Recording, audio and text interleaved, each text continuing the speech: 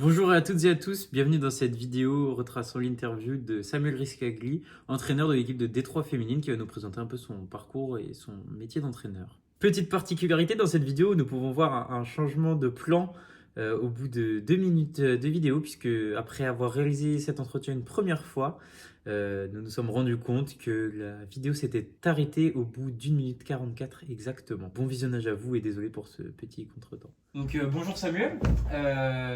Du coup, petite interview de ton métier d'entraîneur.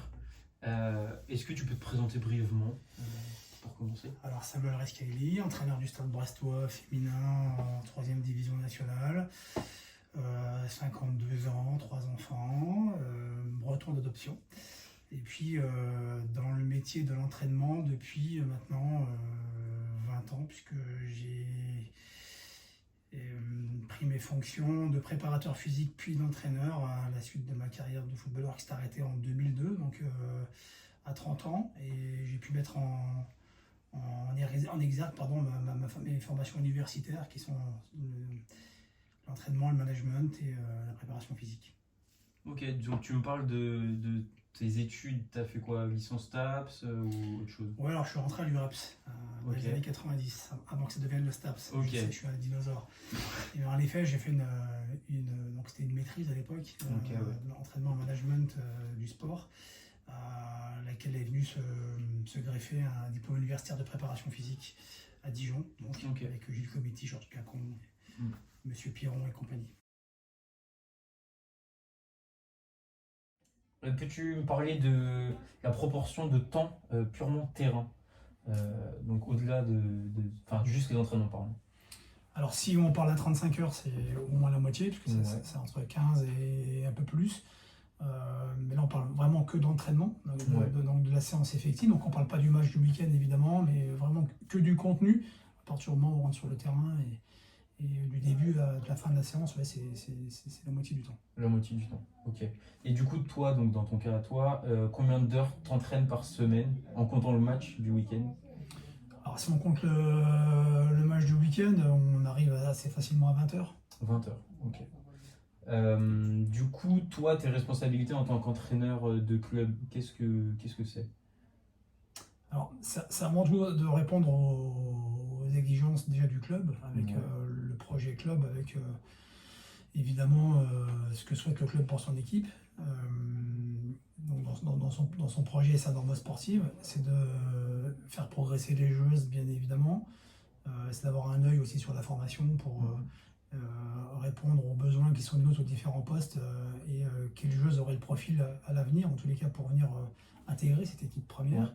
Et puis surtout, arriver à décliner aussi les différents profils des joueuses dont on a besoin à haut niveau pour que dès le plus jeune âge, on façonne les joueuses sur des exigences qui sont requises à certains postes. Tes tâches quotidiennes, si tu devais nous faire un planning à peu près de ta semaine, comment elle s'organise, ce serait plus ou moins quoi?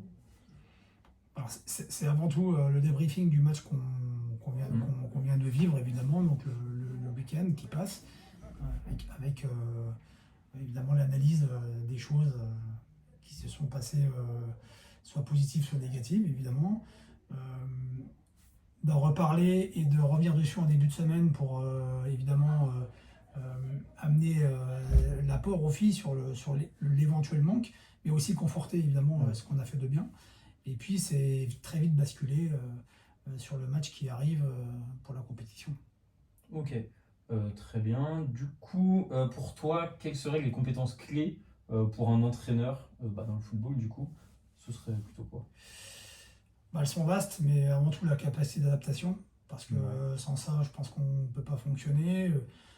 Parce que déjà, on a différents individus avec différents caractères, avec différents profils, des joueuses qui sont professionnelles, d'autres qui sont étudiantes, d'autres qui travaillent, des joueuses qui ont 16 ans, d'autres qui en ont 28, des joueuses qui sont mamans, d'autres qui sont encore adolescentes.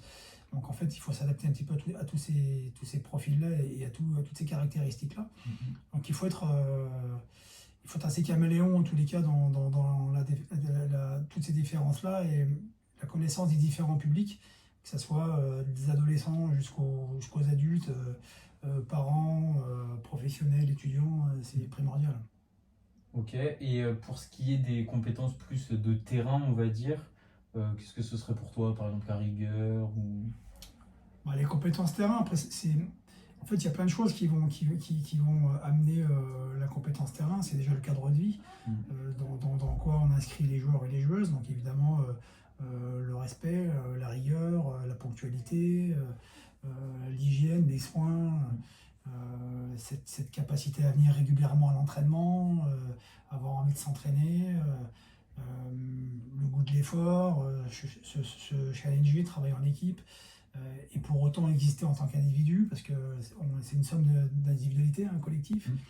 Donc c'est tout ça qu'il faut arriver à faire émerger. Et c'est toute la difficulté du travail en fait, parce que c'est un sport collectif, mais en fait c'est une addition Ouais. d'individualité. Et de faire progresser tout le monde, c'est jamais très évident, parce que le collectif prime, certes, mais il faut faire évoluer toutes dans leur champ personnel, et dans leur pouvoir-faire, et dans leur savoir-faire. Et c'est en ça où le travail est, à mon avis, le plus compliqué, mais c'est aussi le plus intéressant. Ok, très intéressant, ouais.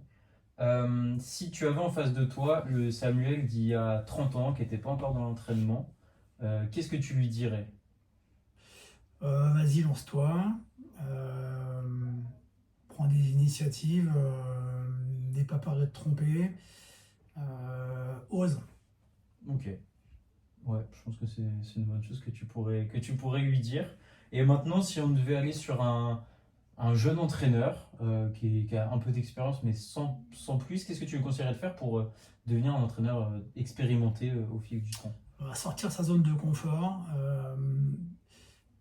C'est assez piégeux l'environnement des clubs dans lesquels nous sommes, notamment comme celui du Stade Brestois, qui est un club professionnel. Mm. Donc en fait, il y a un certain nombre de compétences qui sont additionnées, et parfois on a tendance à ne pas en sortir, et d'être dans ce registre-là. Et l'idée, c'est justement d'en sortir, d'aller voir ce qui se passe ailleurs, d'échanger avec d'autres personnes du club, amateurs, hein, ou Ouais. professionnels, peu importe, euh, avec différents acteurs du foot aussi, et pas forcément que des entraîneurs, mais ça peut Mm. être des joueurs, des joueuses, des arbitres, d'autres éducateurs, ça peut être des entraîneurs, ça peut être des dirigeants, ça peut être des gens qui gravitent autour du foot, des supporters, des familles enfin de joueuses, pardon. Donc ouais, il faut aller à la rencontre des gens, et puis surtout ne pas avoir peur d'échanger, et surtout il faut être à l'écoute. Je sais que tu t'intéresses assez à la littérature scientifique. Oui, Est-ce que c'est quelque chose qui te prend actuellement, tu le fais toujours d'ailleurs ou pas? oui, oui. Ouais, toujours.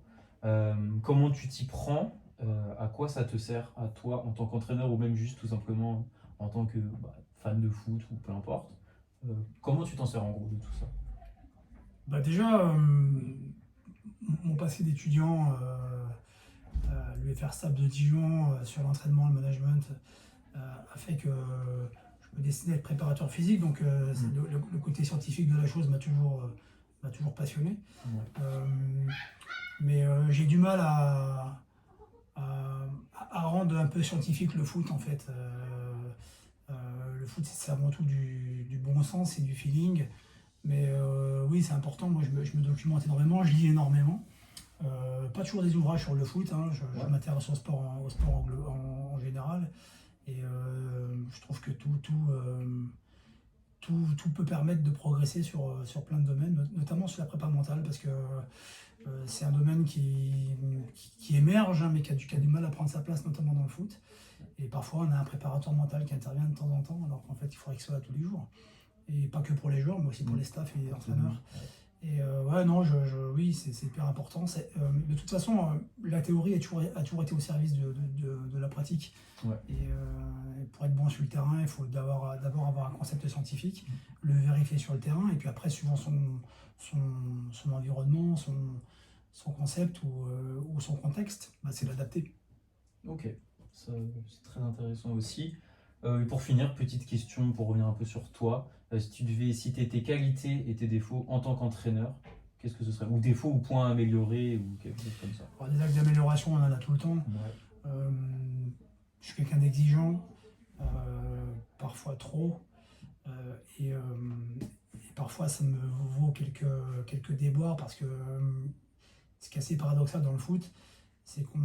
Alors moi, je suis professionnel du foot, mais je travaille avec des gens qui sont amateurs et parfois des dirigeants qui sont complètement bénévoles.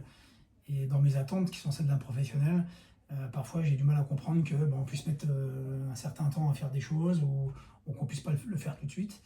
Et alors que ce sont des bénévoles, et c'est en ça où parfois moi je dois, je dois avancer là-dessus. Alors,